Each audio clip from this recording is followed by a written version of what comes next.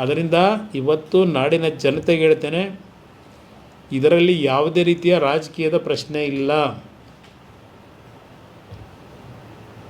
ನಮ್ಮ ಕಾಲದಲ್ಲಿ ನಾವು ಏನೇ ತಪ್ಪು ಮಾಡಿದ್ರು ಹುಡುಕಿದ್ದೀರಿ, ಹುಡುಕಿ ನನ್ನ ಮೇಲೂ ಹಾಕಿದ್ದೀರಿ, ಕೇಸ್ಗಳು ಇದ್ದಾವೆ. ಆದರೆ ಮೆರಿಟ್ ಮೇಲೆ ನಡೆಸ್ತೀನಿ ಕೇಸ್ನ, ನ್ಯಾಯಾಲಯಕ್ಕೆ ಅಗೌರವ ಸಲ್ಲಿಸಲ್ಲ.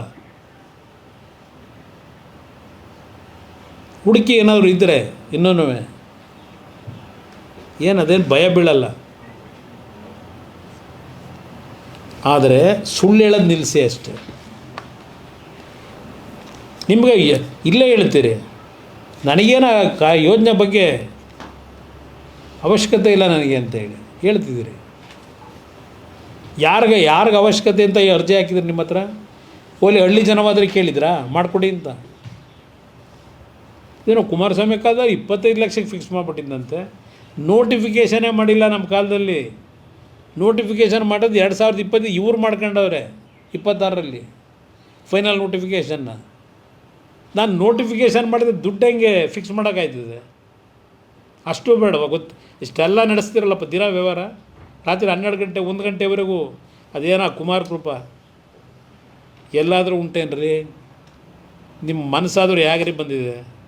ಆ ಕುಮಾರ ಕೃಪಾ ಒಂದು ಹೆರಿಟೇಜು ಬಿಲ್ಡಿಂಗ್, ಅದು ಅನ್ಯಾಯ ಮಾಡಿದ್ದೀರಿ, ಕೇಳೋರು ದಿಕ್ಕಿಲ್ಲ.